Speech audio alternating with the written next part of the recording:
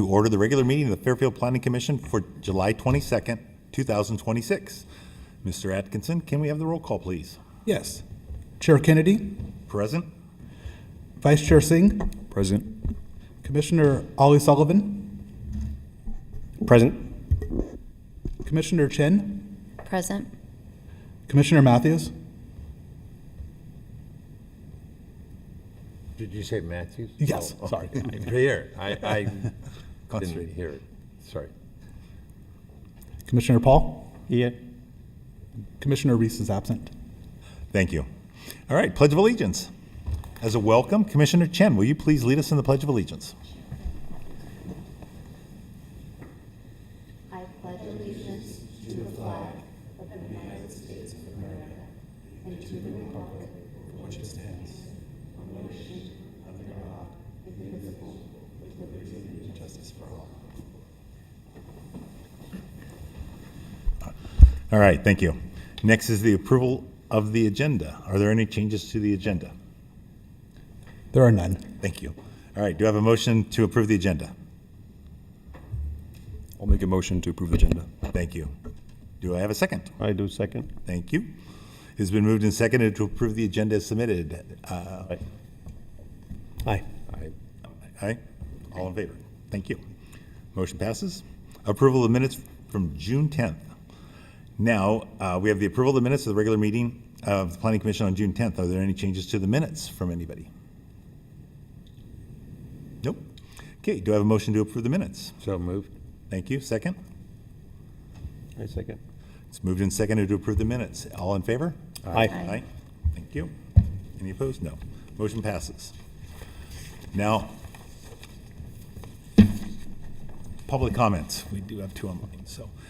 Information on public comments. This is the time for the public to speak on items not on the agenda, but within the jurisdiction of the Planning Commission, provided that no action may be taken on off-agenda items except as authorized by law. Off-agenda items from the public will be taken into consideration without discussion by the commission and may be referred to staff. Comments will be accepted in person or via Zoom. We have nobody here, and there are no hands raised, so we will close the public comment period. Now, scheduled matters. The next item on the agenda is our scheduled matters. There are no applicant-led scheduled items for this evening. We will be electing a chair and vice chair and hearing presentations from RWG staff on the Brown Act. Our first item is the election of the chair and vice chair for our Planning Commission meetings. At this time, I'd like the commission to nominate a candidate for chairperson of the Planning Commission. Is there a nomination? Chair Kennedy, can I ask a clarification question here? Obviously, I'm newer here. Do we have any protocol or any norms that the commission has taken over the past as far as if we renominate folks that are already in a position, if we typically nominate the vice chair for chair after the second year? I'm just curious sort of if there are any sort of norms or commonalities. It might not be requirements, but anything we've done over the course. There are no protocols in place. Okay, So. okay, good. And I did not want to send a text message to multiple people asking that because of the Brown Act, so I figured I'd wait till the meeting. Good to know. All right. Are there any motions? Yes, I'd like to make a motion to recommend Councilmember Matthews for chairperson. Okay. Planning I'd like to nominate Chair Kennedy to be chair again.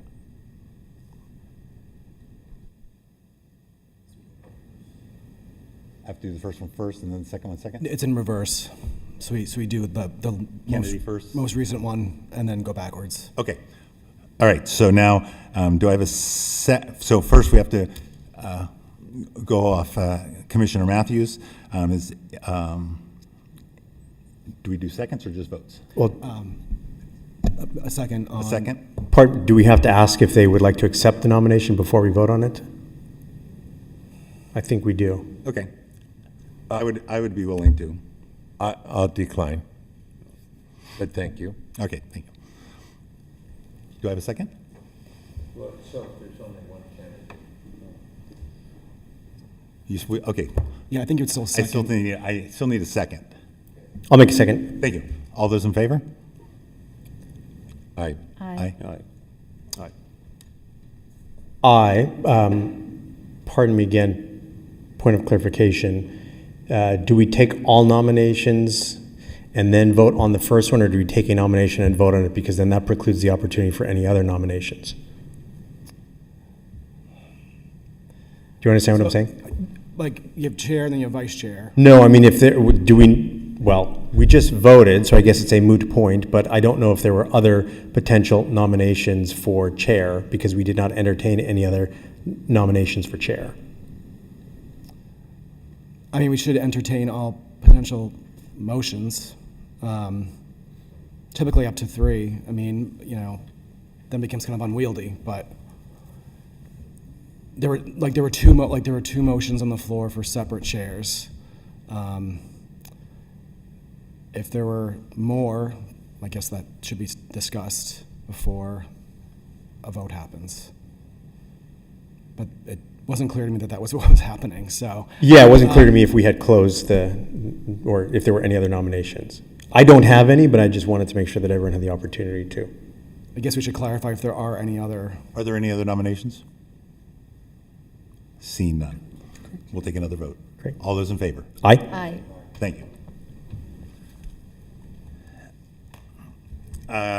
Commissioner Kennedy's been reelected chairman of the Planning Commission. Thank you very much, everybody. Appreciate it. At this time, I'd like the commission to nominate candidates for vice chairperson of the Planning Commission. I'd like to nominate Commissioner Singh for vice chair. Thank you. Are there any other nominations? I would like to nominate Commissioner Paul for vice chair. Okay.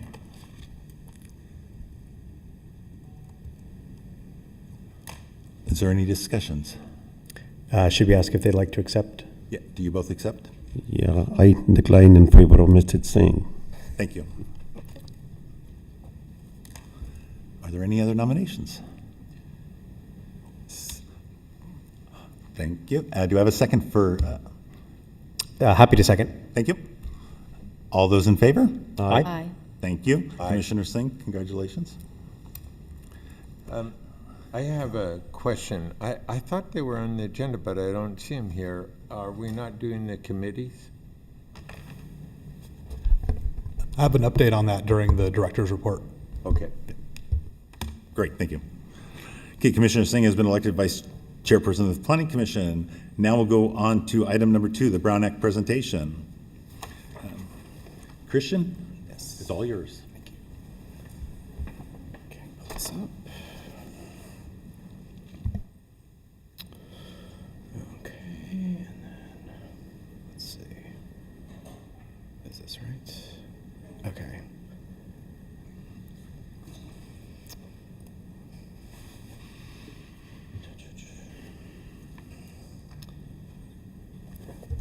Jonathan, do you know, just to make this, oh, I guess it's showing up there. Fine, apologies. Thank you, Commissioners. Assistant City Attorney Christian Petrangelo. I know most of you. Commissioner Chen, welcome, warm welcome.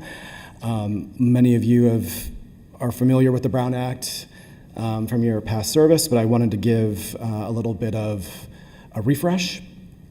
And then for Commissioner Chen as well, if she isn't as familiar with the Brown Act, sort of the foundation of the open meeting process.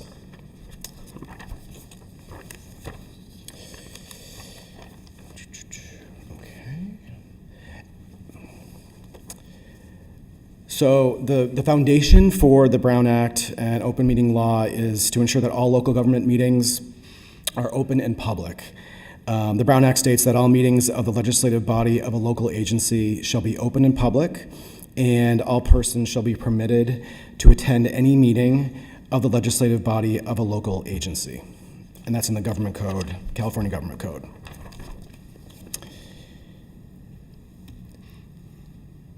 So looking at the basics of what the Brown Act states, it applies only to legislative bodies, and we're all familiar with the more obvious body, which would be the City Council, but the Act defines legislative bodies to also include subordinate boards and commissions, such as the Planning Commission, that are created by formal action of the governing body. standing committees that have a regular meeting schedule, and standing committees with continuing subject matter jurisdiction, such as like a committee on budget issues, for example. And there are, many of you may have heard of SB 707. It's a recent bill that made a lot of changes to the Brown Act. So I'll be flagging a few of these changes throughout the presentation. Not comprehensively, because there were a lot of changes, but the ones that are more important to this basic refresh. And so we'll do that. I think the best place to start is what is a meeting, and for the purposes of the Brown Act. So there are 4 elements. You can see on the slide here. First is the congregation of majority of the body at the same time and location, and that includes a teleconferencing location, and that's to hear, discuss, deliberate, or take action on any item. And that has to be within the subject matter jurisdiction of the legislative body. So there's 4 main elements. A lot of people think that a violation of the Brown Act only occurs if there's a vote on something in secret, and that's not necessarily true. If you get a majority of the body in one place, and there's any kind of discussion, deliberation on an issue within the subject matter jurisdiction of the body, that is a violation of the Brown Act. So we have to always be aware of that.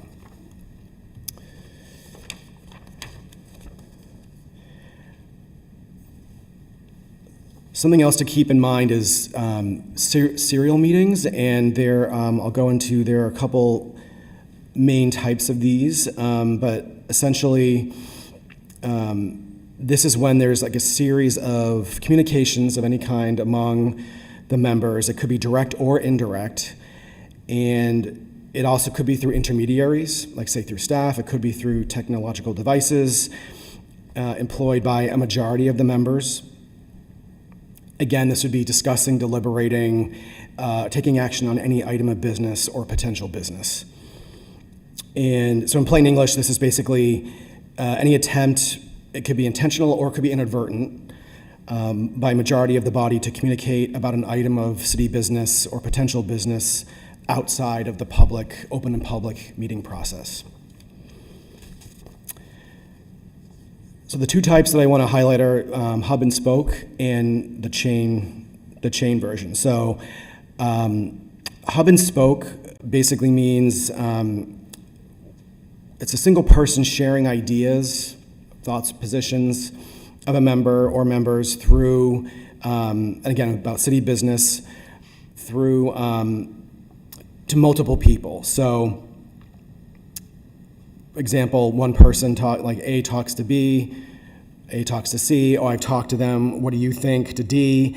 If these communications result in a majority of the body deliberating, then, and it's not an open and public meeting, there's a Brown Act violation.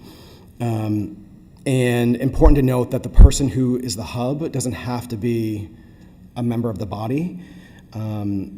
It could be someone else. It could be staff, lobbyists, members of the public, anyone who could be a conduit of information to the individuals could act as the hub. So just keep that in mind. There's also a chain version of a serial meeting, and this is basically where it's kind of like telephone, where one person talks to the next, who talks to the next, who talks to the next, and it goes down the chain. And this is when views, like the individual's views are exchanged, and a majority of the body ends up essentially deliberating about an issue one by one, and it goes down the telephone or the chain. So keep both of those in mind. Mm-hmm. Can we ask questions during your presentation? Sure. So let's take an example of Vista Ridge, where there were a plethora of town hall meetings, mm-hmm. which many of us attended. Would that have been construed as somehow a violation? So you're saying. Because it was a matter that had not yet come, but was Mm-hmm. going to come to the Planning Commission. Just participating in listening to, and not presented to this body is really where I'm trying to get Right. at. So like attending the meeting, listening to the presentations, and this could be, a majority of the group or like separately at the meeting listening, you're saying as an example? Yeah, I don't think we had a majority at any of the meetings I attended, but close, and it could well have been. Right. But if we're not deliberating the issue at the meeting, then we can be at the same thing as long as we're not talking about, hey, how would you vote on Vista Ridge? But that still strikes me as being a hub and spoke. I think the issue really is if you're discussing your views on what's going on amongst each other, and that should be discouraged. I don't think there's an issue with like attending a meeting, hearing presentations, if you're not engaging each other and deliberating and discussing viewpoints on it. That I think would be the main concern. Rolling eyes don't count. Rolling. And Depends how expressive you are. Yeah. and quick question too. In the Brown Act, is there a definition for what deliberate entails or what could be considered deliberation? That is a good question. I don't know if deliberate is actually separately defined. I could check on that. I view that as being pretty broad. I mean, it like any kind of discussion, any semblance of exchanging of views, I think would fall within that definition. It doesn't have to. So even if I was like, Commissioner Matthews, what do you think that would be considered deliberation? Yes, Copy. Thank you. absolutely. I would say anything like seeking someone else's viewpoint, trying to get a sense of someone's opinion on something would fall within that definition. When in doubt, just be quiet on it. Now, Christian, to clarify though, if I want to have a conversation with Chair Matthews about a project that's 2 people, we're a body of 7, I can have a conversation with him to say, hey, what are your thoughts on this? Won't tell him how I'm going to vote, but I can discuss a topic one-on-one with someone. Right. So I mean, But if I do that with him, and then I serial. did that with everyone, right, so you then have it to be careful. becomes a, yes. Yeah. Individual contacts like that are not in themselves problematic, but if it leads to down the chain, that's a problem. There's also an exception on social media, and I'll discuss that. Like that's kind of a separate forum in how state law treats those kind of content. It's a stricter standard, so I'll also go into that. And actually, this is well timed with kind of what this slide goes into. Basically, individual briefings are permitted, unidirectional. Don't describe the views of any other members. Don't ask members' views. This is actually a perfect segue. And let me see if there's anything we just didn't discuss now. And as I said, directional, it's done on an individualized basis. This could be information flowing from staff to a member. And in that case, the member's participation should be limited to asking questions, acquiring information, not asking the staff member, oh, well, Commissioner X, what does he think? What did he say about this, or what did this person say? Just kind of information gathering in a general sense. And so otherwise, if multiple members separately give staff direction, and it causes staff to shape or modify their ultimate recommendations to reconcile the views of the majority, that could be a problem. So it's important to be siloing the information, making sure that there's no influence among the group. And again, shouldn't be asking for others' views, and staff shouldn't be volunteering the views if they're known.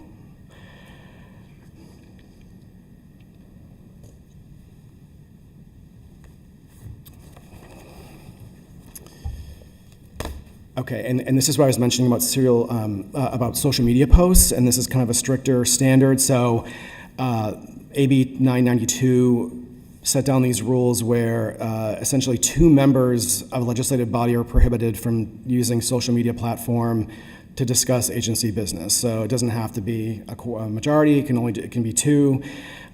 This is again, it's not just even writing. It isn't just words. It could be reactions to things, emojis, and so just be very careful about interacting with other members on social media, liking, retweeting, sharing a post would fall within that bucket.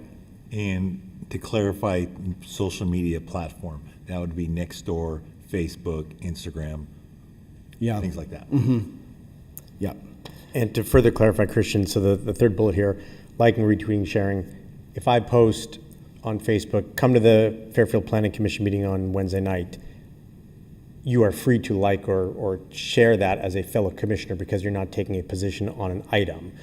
If I do say, come to the meeting because we're talking about Vista Ridge, that's fine. If I say, come to the meeting, we're talking about Vista Ridge and I think it's a terrible project, that is what we're referring to here is using social media to push forth your position or to clarify or to highlight your thoughts on a legislative matter. That's the concern. Yeah.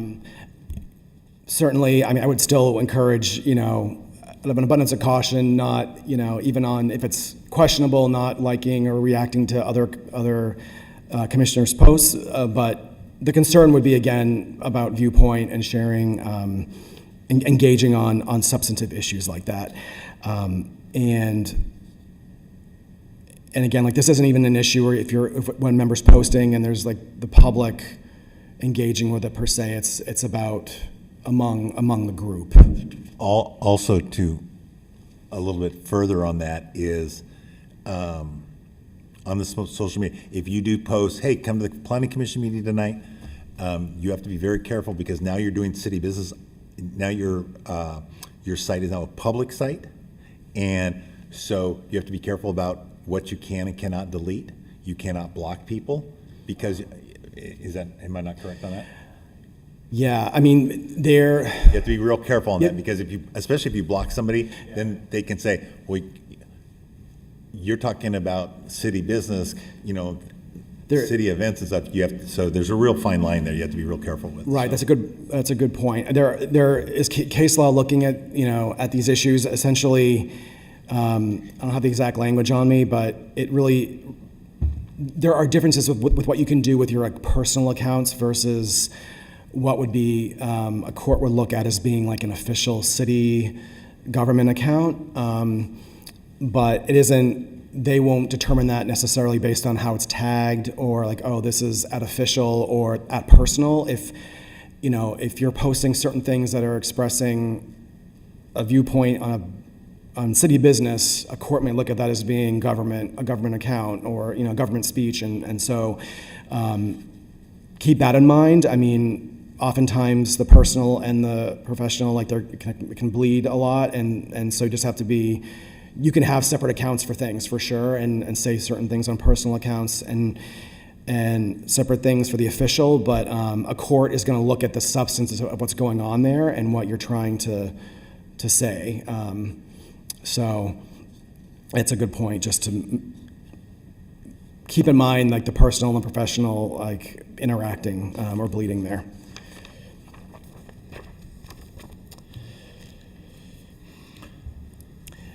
So in terms of agendizing items, the general rule is if there's no discussion or decision on items that are not on the posted agenda.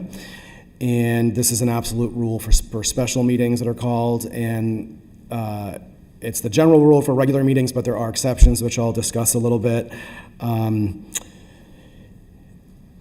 when items may be added under certain circumstances. So, Jonathan, have we had any special meetings or I assume our meetings are typically a normal or general meeting for the commission, correct? That's correct. And to my knowledge, we haven't had any special meetings. There have been a couple where So one case in point is Last year, we did not have a quorum, so I had to come in and cancel the meeting. And then I set up a special meeting a week or 2 weeks later so we could do the agenda items. Okay. Remember, yeah, so that would be where a special meeting would normally take place, so. Yeah, and just keep in mind, yeah, there are going to be certain special rules around special meetings if that happens in the future as well. And it's mainly on the city for notifications, special meetings have, so. So it's, yeah, and again, some of you may be familiar with a bunch of these on the slide, but basically for regular meetings, there are exceptions such as, a brief response to comments from the public or questions from the public, a clarification or a reference to staff, a brief announcement or report on activities, request for a future report, and placement of items on a future agenda. So there are these minor exceptions to keep in mind during regular meetings.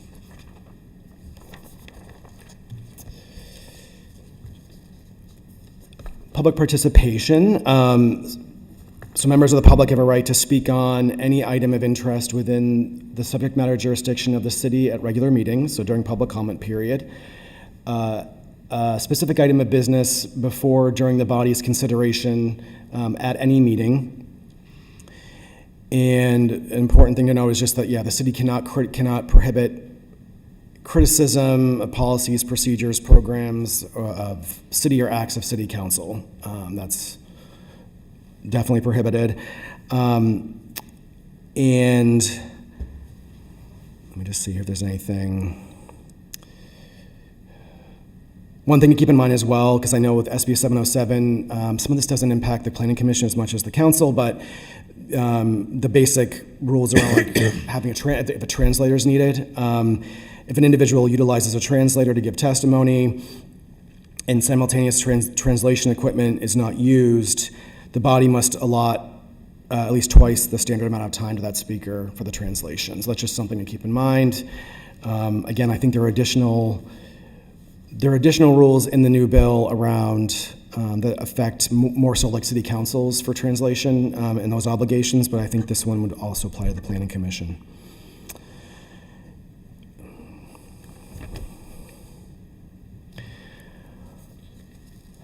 And just to give you a sense, there are enforcement mechanisms and consequences if the Brown Act is violated.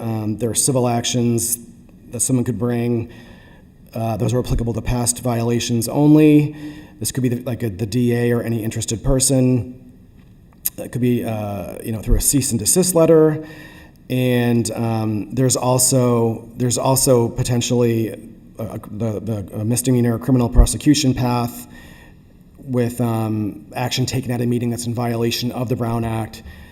But I believe in that case, there has to be an intent to deprive the public of information. So sort of the criminal intent aspect has to be there for that.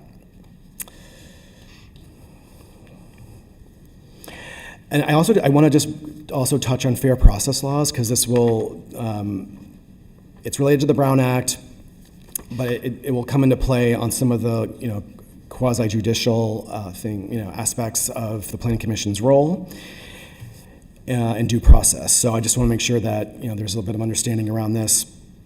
And so the due process clause of the Constitution is implicated when the city conducts any kind of public hearing on, say, land use permits, conditional use permits, variances, tentative subdivision maps, annexation requests, license revocation, and I mean, in a different context, like termination, disciplining employees.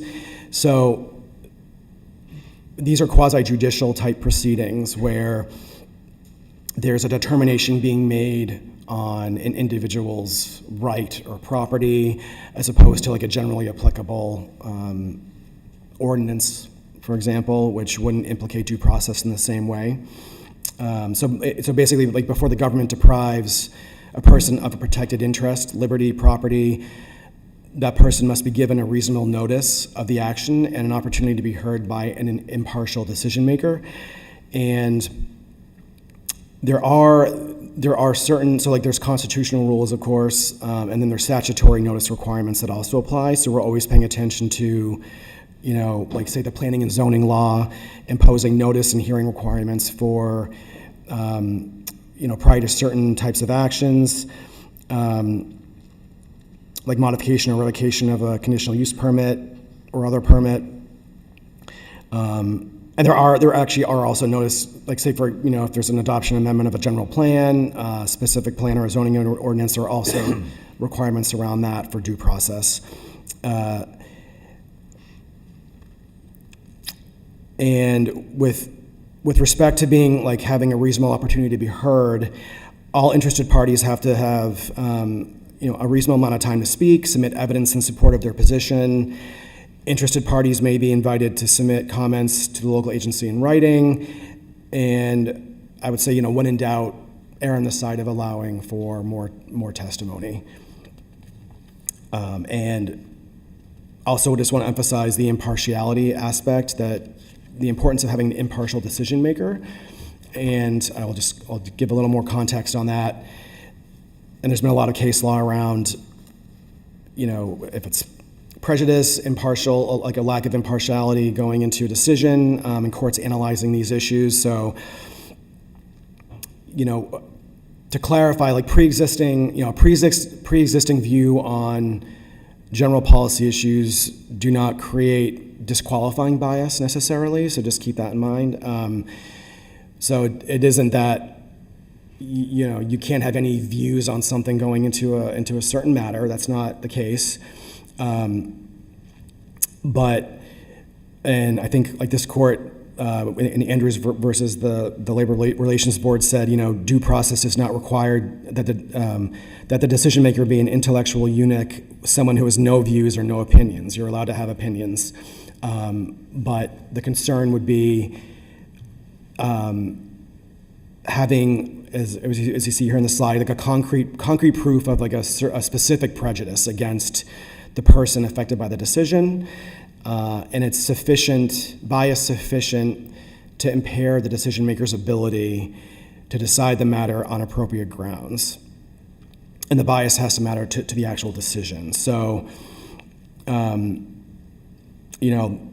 bias may occur as a result of a personal interest if there's evidence that a member of the body has a personal animus, for example, toward the person appearing before the body, if they've made statements before the open meeting and public hearing around,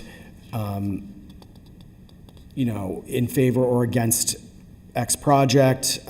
These can be problematic, statements that are problematic for the in terms of bias going into a hearing. And so just like a few tips. If you think you can't be fair, just then recuse yourself. Don't participate. Avoid statements before the closing of a hearing that suggest that your mind is made up. That you can't are not open to the arguments being made, and behave judiciously. Avoid the appearance of bias.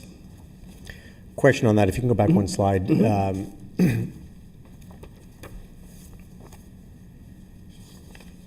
I guess who would question, or how would this work in practice? If let's say I've posted online how I hate fast food, and I think we should only have natural food in our city, and then an applicant comes forward that wants to open a fast food restaurant. Would they at the dais in that meeting say, I think Commissioner Ali Sullivan should be disqualified, and would that decision be made in the moment at the meeting? I mean, I think something like a general statement that you're making online wouldn't, generally speaking, rise to the level of what they're speaking of here with bias. It would be really If you said, I hate XYZ restaurant because they serve too many processed foods, and then it's XYZ that comes before the commission. Yeah. They're your specific. And the onus is on the applicant then to bring that disqualifying? On both of you. Okay. Well, I would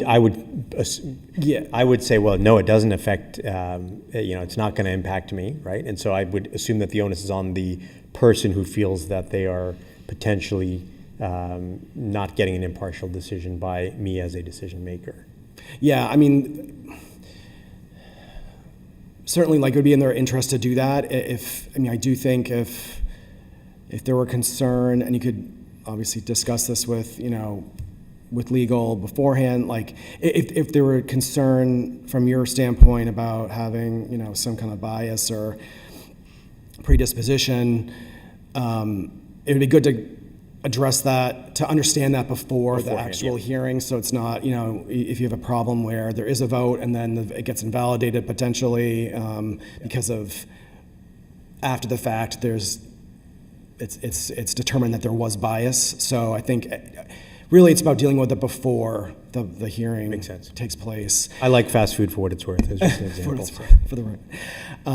And, I think, as the chair mentioned, having really like a more of a specific animus toward the applicant or the person who's bringing the project.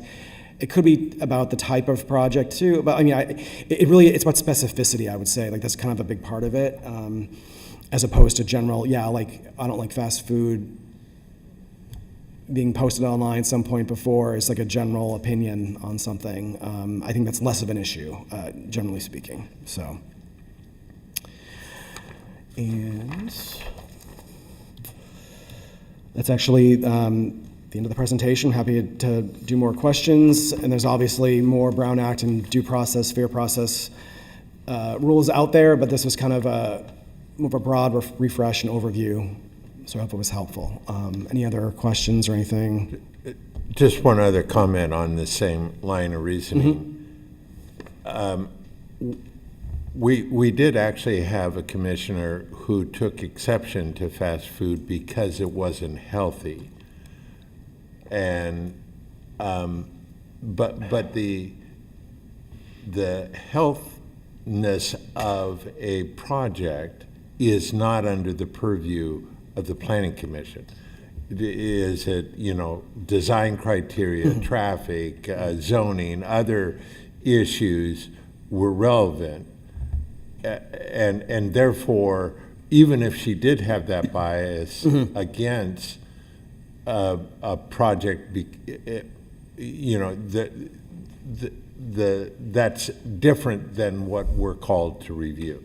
Right, so that kind of goes to the subject matter jurisdiction of the Planning Commission. I think that's an argument in favor of there not being bias per se, because it is something it's not related to what the Planning Commission is determining or deliberating on, right? I think that's a good point. It isn't always black and white, or like they're the kind of like facts that might contribute to, like if it was that combined with other statements that were made about certain fast food chains, or like a physical project or projects in town, or histories that were unpopular. I think the facts could kind of add up, but in that case, that's something where it's a general opinion, and it's also not something like, the Planning Commission isn't dealing with, like the health food or like, that type of issue. So I think there's less of a risk involved in that kind of statement or opinion. I have a question on Zoom meetings, and usually we had 2 meetings in a month, and say in a year we'll have 24 meetings. But as far as this year is concerned, we have this is our second meeting, and this is 7th month. And how many meetings can we do on Zoom with a reasonable cause? So I believe the SB 707 consolidated. So you have like traditional teleconferencing rules, and you have the COVID era, which is now SB 707, the just cause rules. So I believe the rules around like the number that you can attend are more about like the just cause. So SB 707 basically consolidated the COVID rules into this one statute that says, I believe for like a body like this where it's 2 meetings a month, that this is under just cause. So you have to show like it's like an emergency, health issues, they're outlined in the statute, that it's, I believe, up to 5 times a year. Like an individual can do that. I can double check. for traditional teleconferencing, which would involve all the agendizing of, where people are and having agendas posted at the locations and the public can access the remote location. I don't believe there's any limitation per se. It just like those stricter rules have to be followed. But if you're asking for a just cause remote participation, I think for this type of body with two times a month, it could be up to 5 times a year, I think. I'm pretty sure about that.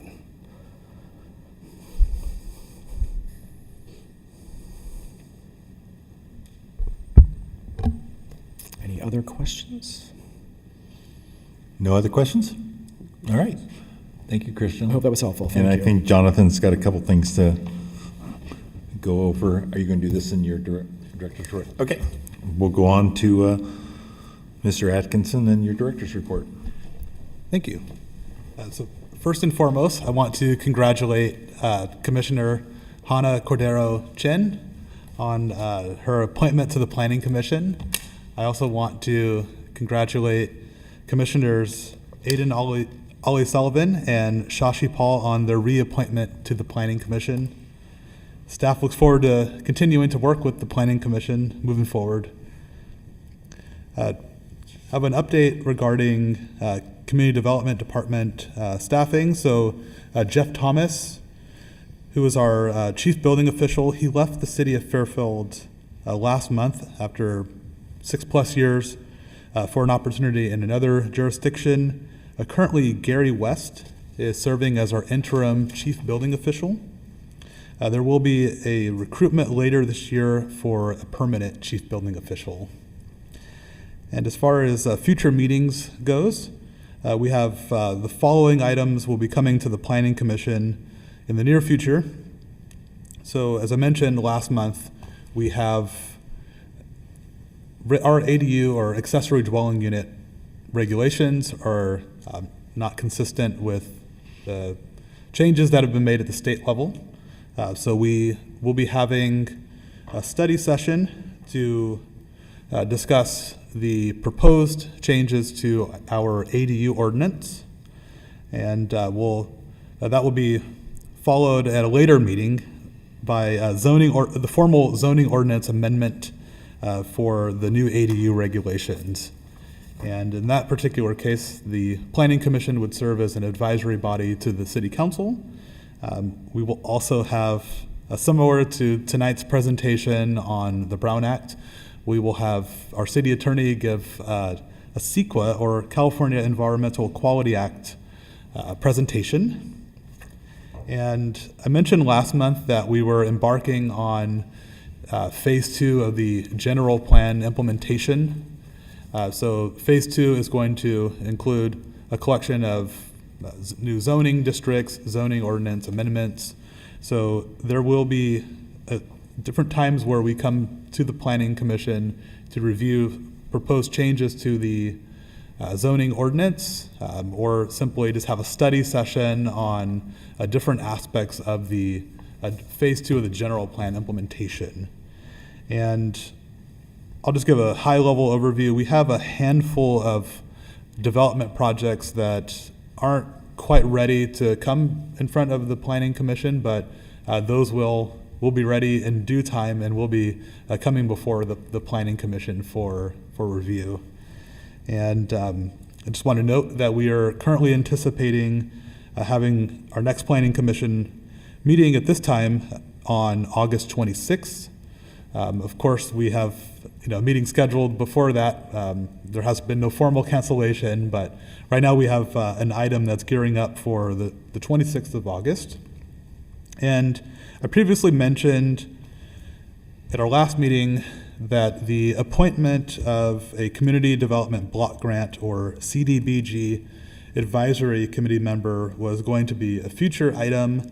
I wanted to note, after doing some analysis or research, so Commissioner Paul is currently the Planning Commission representative for the CDBG Advisory Committee. So just as a result of that particular item, the appointment of a member would be tabled for the foreseeable future. I think, to Commissioner Matthews, your a question earlier about other committee appointment. There are no other ones that are queued up right now. It was simply the CDBG. Yes. Hills Park, Commissioner Gravy was our representative on the Rockville Hills Park Committee, and he's no longer on the commission. I will have further conversation with our Public Works Department, and we'll come back to you with an update on that item. And so before you on the dais, you see a section from our municipal code.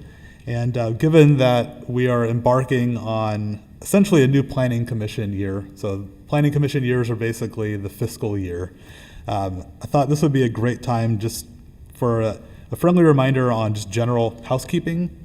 So as I mentioned, there is a planning commission attendance policy. It's outlined in section 2.24.1 of the Fairfield Municipal Code. And just a few things to keep in mind. This is just for general awareness. So a planning commissioner may have a maximum of 2 unexcused absences within any 12-month period. The following absences are detailed as exempt in our municipal code. So those are medical or family emergencies, any unforeseen or urgent circumstances, or simply you have to miss a meeting and you've notified the chair or secretary in advance. And there's some language regarding if there's like some urgent matter or emergency that comes up. Like, we totally understand that life happens. So there's some language regarding just notifying the chair or the secretary. And I just wanted to just note in general, this policy just includes helpful information for just to keep in mind. Yes. Jonathan, pardon my ignorance here. Who is the secretary of the commission? Oh, sorry. It would be that you. would be okay. me. I assume so. Great. Yes. And so I just want to note I provided hard copies for reference, and that concludes my report for tonight. Thank you. Great, thank you. Now we'll go on to the commissioners' reports. Real briefly, I'll just say, Commissioner Chen, thank you for wanting to serve your city, and we're very happy to have you here as part of our commission. Commissioner Ali Sullivan and Commissioner Paul, welcome back. Thank you. Now we'll start with, I won't put you on the spot first. I'll let somebody else go first. So I'll start here with Vice Chairman Singh and go down the line. No comments. Thank you. Commissioner Matthews? Just ditto the welcome. No other comments. Commissioner Paul? Yeah, same thing. Welcome our new colleague. Yeah, that's about it. And again, I will also welcome you to the commission. I'm no longer the new person, so I don't know much, but anything I can do to help you as you get into this, I'd be happy to be a resource to you. Commissioner Chen? Yeah. Thank you all so much. I feel very honored that I get to serve on this commission with you all. I admire all of the experience and all of the insights that you all bring, and I am truly passionate about the city. I'm a product of the city. I went to school here, K through 12th grade. I'm raising my family here, and it's a choice that I've made. So any way that we can help better build our ecosystem here, I'm all for it. And I actually do have something to share with you all. This morning, I attended the City of Fairfield Homeless Roundtable meeting that's hosted by the City of Fairfield and the Fairfield Police Department. And it was today's meeting had a lot of networking, and then also a panel of people who have lived experience of being unhoused. And they did talk about what it's like to be experiencing that in the City of Fairfield and in Solano County, and the challenges that they experience with finding housing or even temporary shelter beds. And so it was just a really good reminder of a perspective to take in as I'm coming onto this commission. So just wanting to share that. Great, thank you. Just a couple things for me. Some new businesses since our last meeting. Train for Life, a studio downtown Fairfield, had their grand opening this past weekend. They had at least 100 people there. It was a very, very good turnout. The Pickler opened over in the old Party City location, and They had a couple hundred people there for their grand opening. It was great. Commissioner Paul, thank you for showing up at that as well. See's Candy had a relocation. They moved from the mall out to Green Valley. And then tomorrow, if you're all available, from 10 to 11, the Archer's Den is opening downtown Fairfield. It's in the old antique mall. Let me see the address. Of course, I don't have it. Do you have it? 735 Texas Street. So again, that's from 10 to 11. We always like to have our commissioners come and show up and have more commissioners there than city council members. It's kind of an ongoing thing. So love to see everybody there tomorrow. And otherwise, I have nothing more to say. Does anybody else have anything? We are now adjourned. Thank you.